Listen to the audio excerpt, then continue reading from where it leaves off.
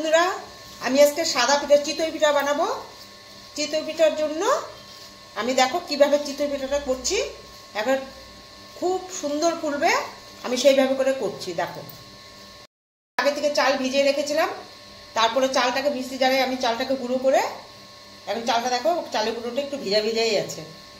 আমি এখন কিভাবে করছি তুমি দেখতে থাকো, তোমরা দেখতে থাকো।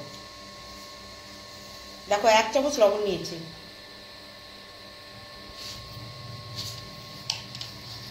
চালের গুঁড়োটাকে একটুখানি হালকা মেখে নিব।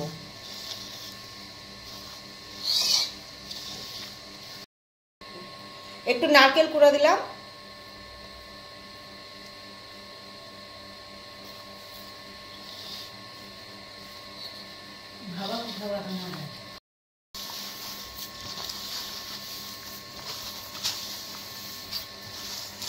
এটা চিতই পিঠা বানাবো। চিতই পিঠা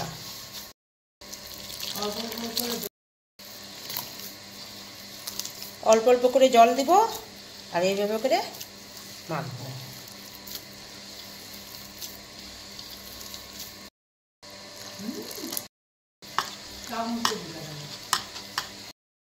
দেখো বন্ধুরা, আমরা তো খোলায় মাটির খোলাতেই পিঠা বানাই, কিন্তু সাজের মধ্যে আমি আজকে কড়াইতে বানাচ্ছি।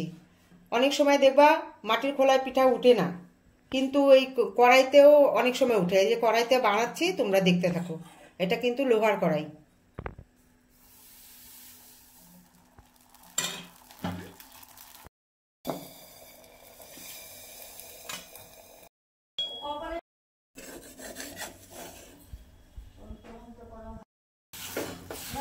এক চামচ এখন দিয়ে দিব।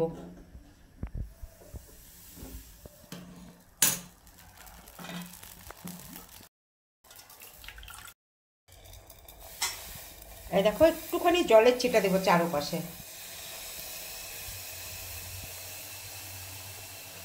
স্টিমটা কমানো আছে।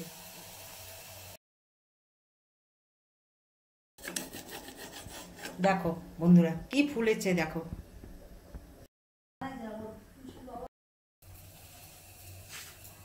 দেখো বন্ধুরা, পিঠাগুলো হয়েছে, একদম ফোলা ফোলা করে বানিয়েছি। তবে এইভাবে করে অবশ্যই খাবা, খেয়ে আমাকে কমেন্ট করে জানাবা। যাদের বাড়িতে মনে করো উনুন নেই, গ্যাস আছে, তো গ্যাসের মধ্যে এইভাবে করে খেতেই পারো সন্ধ্যাবেলা করে। চিতই পিঠা বানানো কোনো ব্যাপারই না, আমি যেইভাবে করছি ঠিক সেইভাবে করবে, তাহলে এরকম একদম টোপা টোপা ফুলবে। দেখো ছিদ্র পিঠা একদম টোপা টোপা ফুলছে। এই পিঠ দেখো, এই পিঠ দেখো একদম পরিষ্কার। দেখো